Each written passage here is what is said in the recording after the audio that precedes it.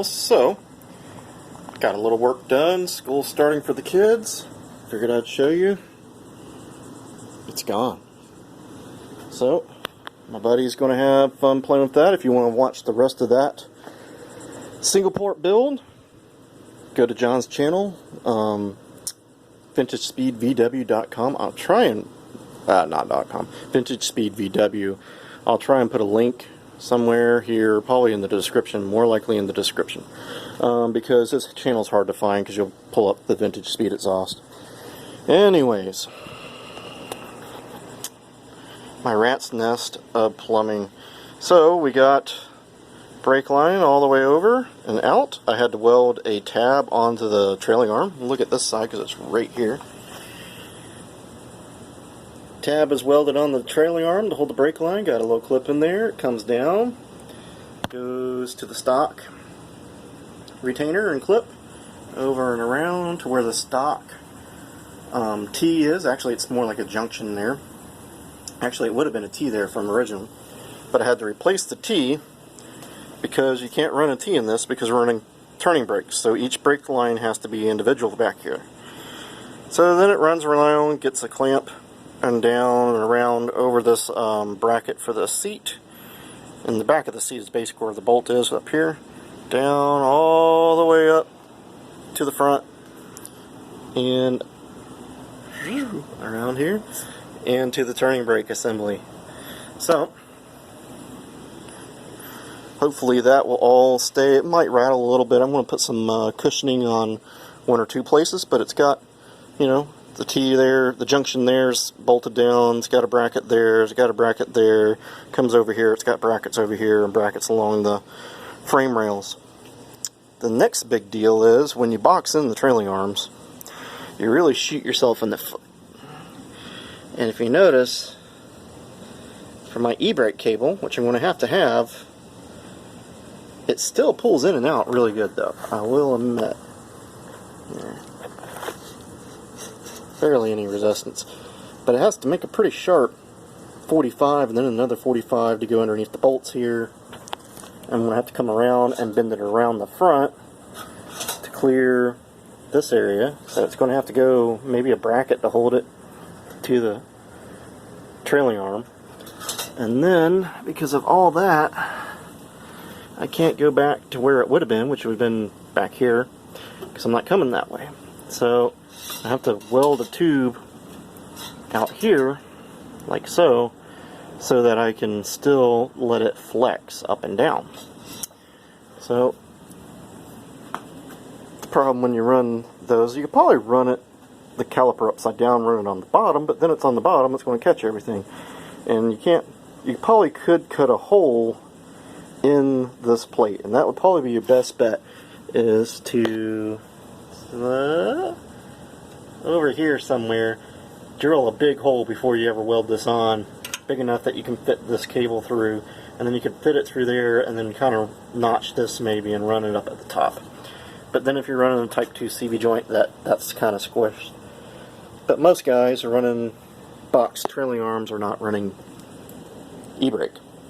And of course, total different ball game if it's a drum. So anyways, planning out that I'm going to have to get some tubing, 3/8 inside diameter, to build two tubes that will come from where the brake cables will be, merge kind of into the center, and go up as far as this will kind of go, and then I'll stop, and then I'm going to use like the little plate that's on the early model Volkswagen e-brakes, and it has those 3 holes, 2 for the cables, 1 for the little nipple on the e-brake. Well, I'm going to run the cable, another cable through that, and run it up to the front to my little e-brake handle, which I don't remember where that kind of ran off to.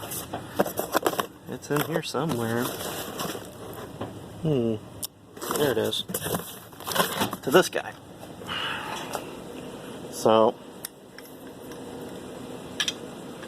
this is a locking e-brake handle. And we'll mount that somewhere up front. It's there for legality reasons. You have to have it, I heard, to get your car registered. So I'll probably put it up front here by the feet. It will probably just try and get it out of the way the most I can, because it can't go under the seat really well. You know, it'll still be in the way. I'm not sure. I could probably mount it sideways maybe, and it will probably do the same pulling action sideways, and then it would be stuck under the seat, which would be nice. But you know, of course, in an emergency, you're not going to be able to find it. So, but it's really a parking brake. So that's about it. We've got the brake lines done. Motor and transmission still have to come out to get on this. I bought a manual so that we can tear this thing apart and replace all the seals in it, just because obviously they're leaking and I don't want to do this again. So I should rebuild it, I guess, huh? But I just don't want to go that far into it. I'm hoping that seals will be good. The guy said it was running and driving. So, and then we got the fittings for the cooler to be able to adapt AN hoses to it and get rid of this cooler, because these Vanagon coolers are about $400 and I don't want to deal with that. Everybody says they leak. So boys and girls, that's about it. We're going to remake that dash. That was just a temporary one. We got an idea what we want to do, and we'll pull that off and redo that. But we're getting a little bit work done, and the motor's gone. It's gone. So, like I said, go to John's channel, check that out. Nothing else has happened here. Still got my old cool school exhaust there. This is something cool. Not many people have seen this before. But it's a clone exhaust. They're also marked right and left, by the way. And these are cast iron. That's kind of an old school deal there, and then they welded it on. So it actually has a preheat, and it's all cast iron there. And then the back flange is on a swivel. So, unique. Empy does the swivel on the cheap exhaust still. But that's a cool little find I found years ago in a swap meet and bought them for just some old school project, and that's kind of where we're going with this. I don't know if I'll be able to use these, unfortunately. I did set up the Caterons on that last motor with this exhaust, and a funny little thing. This boss here that they have for the balance tube hits like right on it. So like if it wasn't there, it would be enough room, but that's the way they made these. They're a copy of an older set, I bet, and they made it that way because that's the way that they casted one, you know, from the 70s.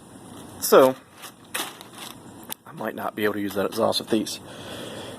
Anyways, you know, we'll probably find something. I want to have heat on this. I know it's kind of crazy, and those don't have heat, so that'll just have to be for another motor.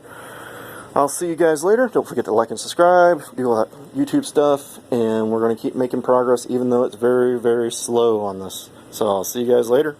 Hopefully y'all doing good. Get out there and work on your cars.